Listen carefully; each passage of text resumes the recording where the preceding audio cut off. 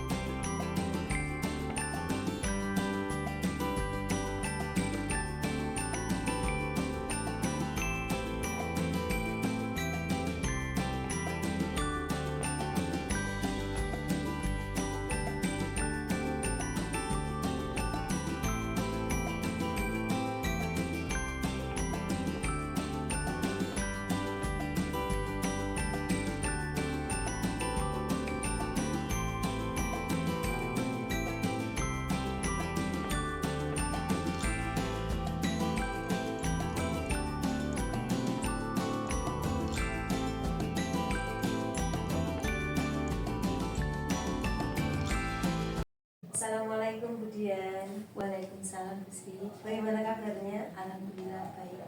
Alhamdulillah.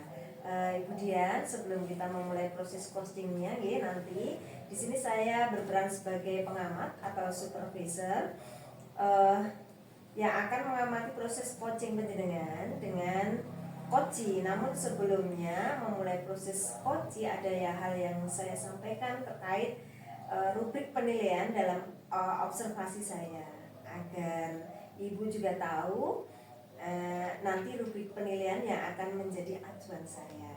Saya berharap dalam proses percakapan nanti ibu sudah memiliki prinsip dari seorang coach, yaitu kemitraan, proses kreatif, dan memaksimalkan potensi, dan tentunya sudah memiliki kompetensi inti dari coaching yang meliputi present, mendengarkan aktif, dan mengajukan pertanyaan berbobot, tentunya dengan teknik rasa.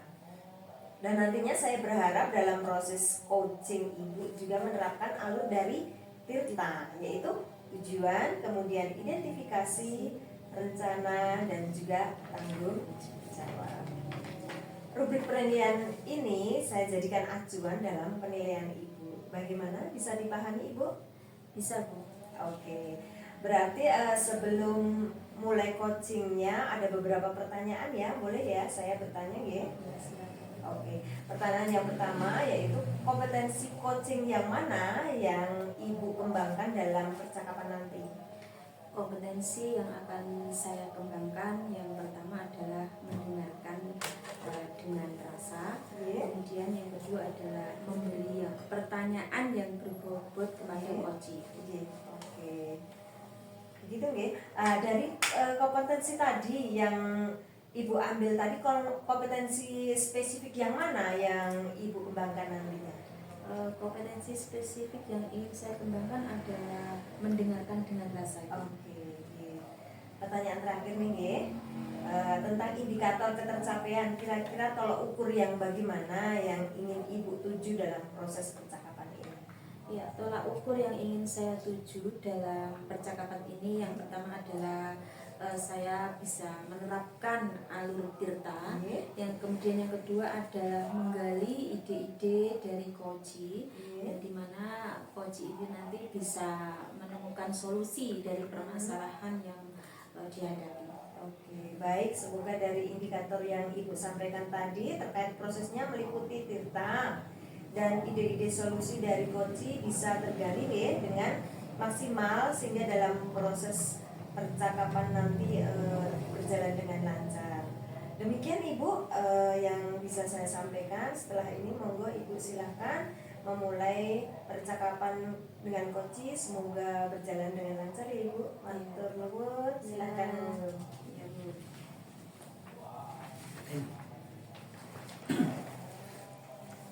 Pas kan ya? Action. Assalamualaikum, selamat siang Budian Pratiwi. Apa kabar? Kelihatannya hari ini kok sangat gembira sekali. Waalaikumsalam, siang Pak Sarnoko. Sendiri apa kabar? Alhamdulillah sehat Bu, tapi ada sedikit ganjalan yang saya rasakan Bu. Apakah Budian berkenan untuk berbincang-bincang dengan saya? Oh, tentu saja Pak. Saya ada waktu dan sangat berkenan berbincang-bincang dengan Bapak. Memangnya apa yang Bapak rasakan saat ini? Oh iya Bu, saya sedikit ada permasalahan Bu, ini agak sedih ya.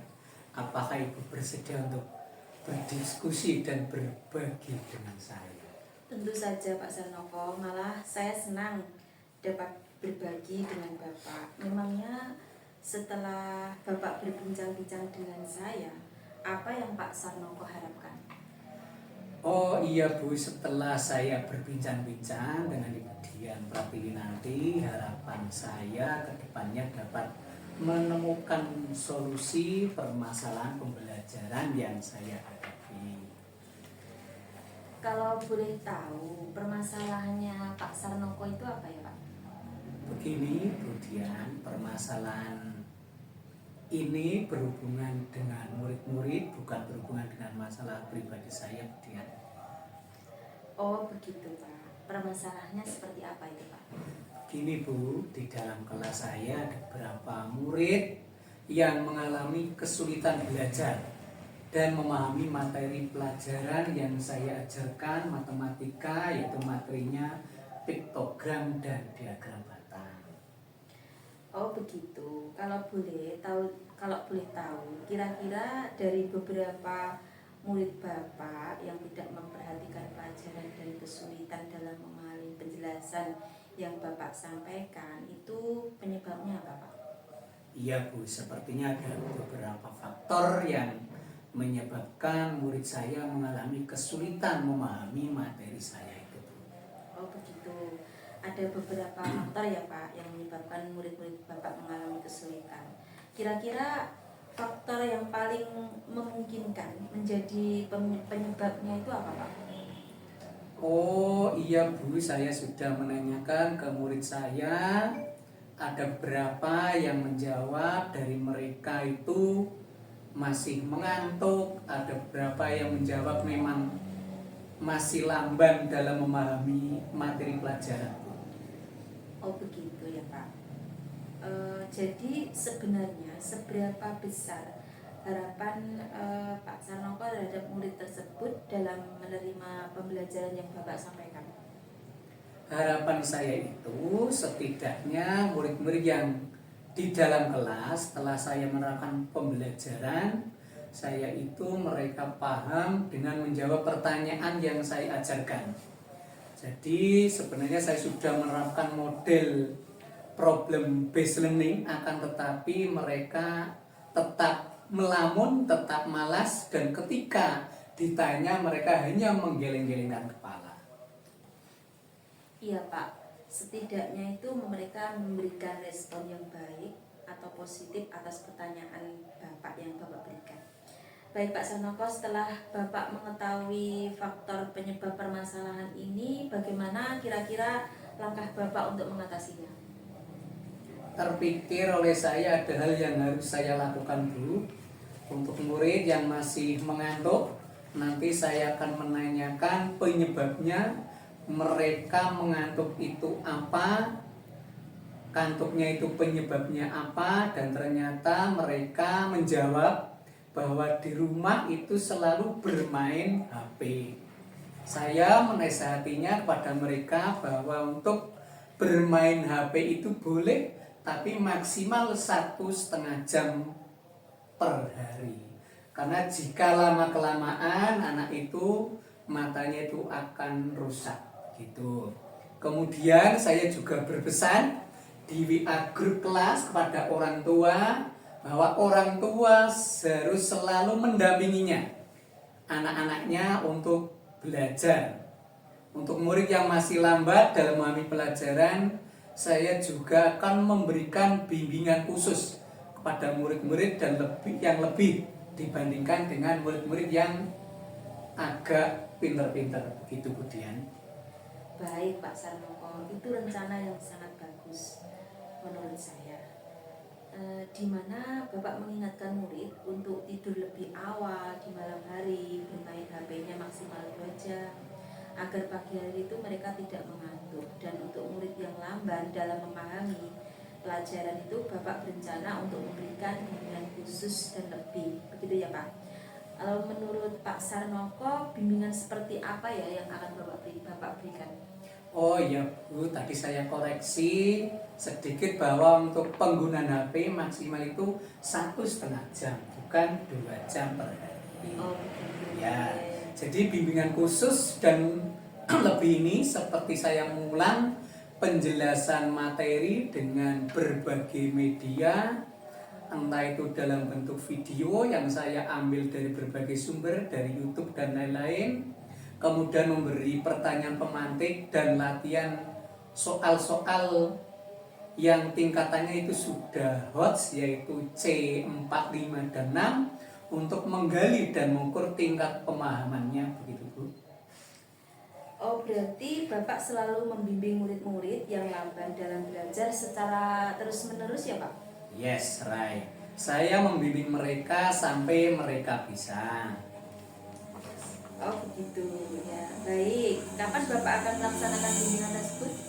Yang jelas tentu saya akan melaksanakan bimbingan itu dengan tidak mengganggu teman-teman yang lain. Saya laksanakan setelah jam pulang sekolah. Gitu. Alhamdulillah coachingnya berjalan dengan lancar ya Ibu Dian ya. Oke, dari saya sudah mendengar proses coaching Ibu tadi dengan coaching terkait proses coachingnya. Saya sudah ada beberapa catatan nih. Saya ingin menanyakan beberapa hal, boleh nggih? Silakan. Pertanyaan yang pertama, apa yang sudah Ibu lakukan dalam proses coaching tadi dan menjadi indikator ketercapaian saat coaching Ibu tadi? Yang saya lakukan dan menjadi indikator keberhasilan dalam proses coaching saya tadi adalah saya sudah melakukan coaching sesuai dengan alur tirta dan sudah menggali ide-ide dari coaching sehingga coaching menemukan solusi dari permasalahan yang mereka hadapi. Oke. Jadi Ibu tadi menyampaikan sudah sesuai dengan catatan saya nggih. Jadi di catatan saya itu Ibu sudah melakukan sebuah prinsip coaching, yaitu sebuah kemitraan. Itu terbukti saat ngobrol dengan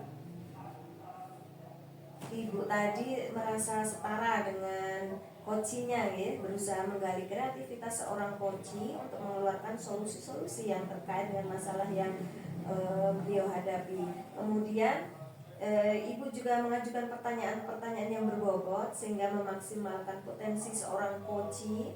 Juga sudah menerapkan potensi inti untuk penilaian observasi, yaitu mendengarkan aktif dan memberikan pertanyaan yang berbobot. Oke, yang paling penting dari proses ini tadi, saya mencatat bahwa Ibu melakukan percakapan dengan alur tirta. Alhamdulillah ya.